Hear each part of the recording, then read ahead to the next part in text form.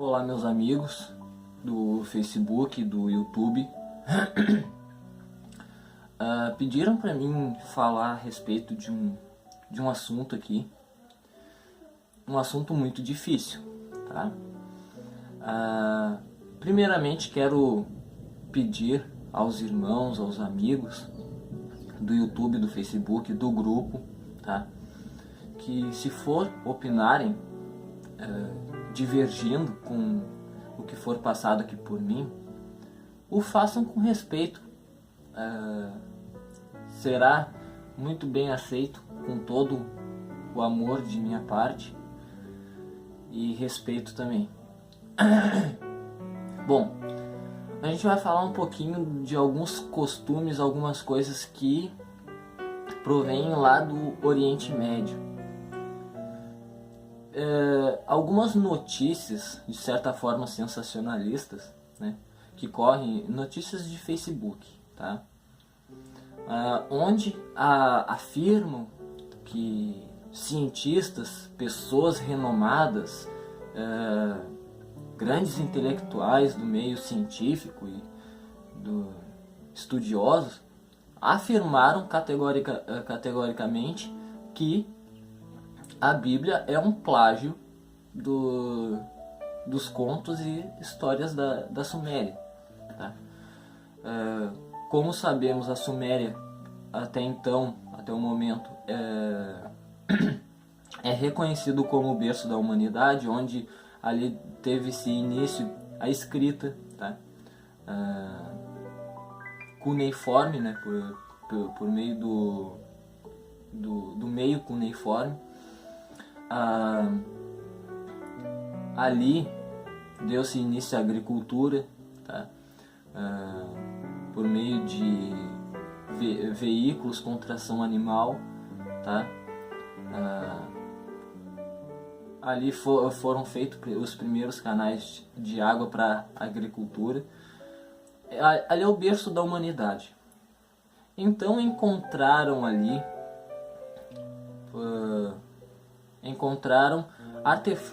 artefatos por meio da arqueologia que contam os mesmos contos e histórias que são narradas pela Bíblia.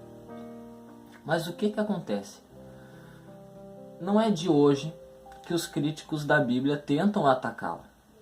Até em meados do século XVII, acreditava-se e afirmavam categoricamente de que as histórias bíblicas, tá, narradas pela Bíblia, da criação do homem, da existência de Deus, as histórias que se ocorreriam do início do mundo e o seu passar, que seriam histórias falsas, que a Bíblia é um livro que cita reis que não existiram, reinos que não existiram, cidades que não existiram, né? Mas até o final do século XVIII, essa afirmação teve que mudar de posição.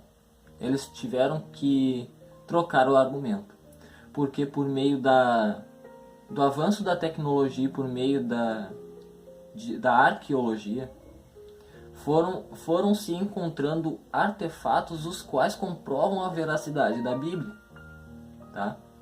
Nisso encontraram muitos tabletes, muitas formas as quais relataram os mesmos contos que se encontram na Bíblia, encontraram na Suméria, tá? Por meio de tabletes de argila, de barro, de pedra, em suas formas primitivas de escrita. Mas o que a Bíblia seria um plágio, por exemplo, do épico de Gilgamesh, Enuma Elish, onde é citado Tarsis, onde é citado o dilúvio, tá? Só que a primeira coisa que a gente tem que entender, o dilúvio, por exemplo, vou dar o exemplo do dilúvio. O dilúvio foi um acontecimento de proporções globais, de proporção mundial. Hoje, nos nossos dias de hoje, foram levantados estudos, pesquisas e tudo mais, onde chegaram à conclusão de que a história do dilúvio é narrada e contada por povos primitivos, tá? Povos, desde seus primórdios, contam a história de um antigo ancestral que salvou sua família. Por meio dessa família, então, deu-se início novamente à humanidade. Salvou os animais em uma grande embarcação por causa da ira de Deus, o qual mandaram um dilúvio. Ou, segundo esses contos, os deuses, né? São contos politeístas. Então, o que acontece? A Bíblia estaria plagiando, neste sentido, estaria plagiando apenas os contos da Suméria? Não, porque é encontrado em mais de 270 povos espalhados pela Terra. Nesses povos você pode ter os aborígenes da Austrália, pode ter os pigmeus da África, pode ter dentre tantos outros povos. Pode não, você tem. Tá? Isso é só o conto do dilúvio, tá? Relatando o dilúvio. Porque os mesmos contos, os mesmos povos que relatam a existência de um ancestral que salvou a humanidade, eles narram também como foi a vida deste ancestral, tá? Desde que os deuses, né, no caso Deus, criou um homem, posteriormente uma mulher, e desse casal derivou-se a raça humana. Positivo. Então, nesta linha de raciocínio, é muito pequeno, é muito insatisfatório a gente crer que a Bíblia plagiou os contos da Suméria, pois são contos contados em nível mundial. Então ela teria que plagiar todos os outros povos primitivos do redor da Terra. O que acontece? Neste tempo a gente não está falando dos dias de hoje, pessoal. A gente não está falando dos dias de hoje que existe o WhatsApp, que existe mensagem. Naquele tempo não existia. Não existia. Entende? Compreende? Neste sentido, também é muito importante ressaltar um ponto importante aqui. Todas as histórias contadas no Oriente Médio, tá? Histórias meso-orientais, elas, por trás disso existe uma regra. É uma regra. Não uma regra imposta, mas é uma regra natural. Não uma regra imposta pelo homem, mas uma regra natural, que é a seguinte: toda uma história, desde seu princípio, desde seu original, de acordo, conforme ela vai tendo derivações, essas derivações tendem a serem mais complexas na forma de contar. O que eu quero dizer? No princípio, é contada uma história, perfeito? Contada uma história. Essa história seria contada em 10 capítulos, vamos supor. Sua posterior derivação seria contada em 15. A posterior desta, contada em 20. Por quê? Porque seriam agregados a esta história pontos linguísticos, pontos de ideologias culturais, porque a cultura ela vai se renovando, perfeito? Então essa história tende a crescer cada vez mais, desde seu ponto original. Isto é uma regra, não é uma exceção, não é uma possibilidade de acontecimento, não. Isso é uma regra. Isso acontece. Isso é regra e acontece nas histórias do Oriente Médio. Então o que acontece? os pontos principais dessas histórias, elas são preservadas.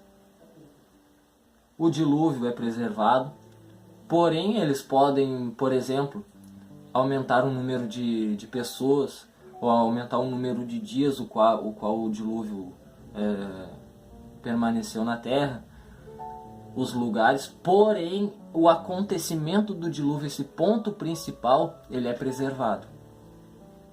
Consegue compreender? A criação do homem, o ponto principal é Deus. Nesses contos são os deuses, tá? São contos politeístas. Este é o cerne da questão. Politeísta. Esses contos são todos politeístas. Sobre maneira que, desde seu original, ele tende a crescer. Nós sabemos que a Bíblia é uma coleção de livros, tá? É uma coleção de livros, o qual narra a história da humanidade do relacionamento de Deus com as pessoas desde o começo, entende? Contando de uma forma cronológica. Porém, a Bíblia em seus relatos, ela é muito enxuta. Ela tem 66 livros. A Bíblia é composta por 66 livros. Estou falando do período intertestamentário. Velho com Novo Testamento, 66 livros. Antigo e Novo Testamento. Tá? Esses contos, quando vai falar do dilúvio, são praticamente quase uma categoria de contos para contar a história do dilúvio. Na Bíblia é contado apenas em alguns capítulos ou versículos. Percebe? Então, a gente tendo essa informação, você pode pesquisar tudo que eu estou falando. De acordo com esta regra de que todo conto tende a se tornar mais complexo, a Bíblia, sendo totalmente enxuta, ela vem em total em contradição a esses contos. E no seu principal, no cerne da questão, os contos são politeístas e a Bíblia é monoteísta. Desde o começo. Onde é afirmado que Deus é único. Porém, é um politeísmo, é um monoteísmo, que de certa forma, se você for estudar, vem a ser em sua essência diferente, porque Deus é composto por 3 personalidades. Só que isso não é um tema para esse vídeo aqui. Porém, não estamos falando de politeísmo, estamos falando de monoteísmo, tá? Este é o cerne da questão.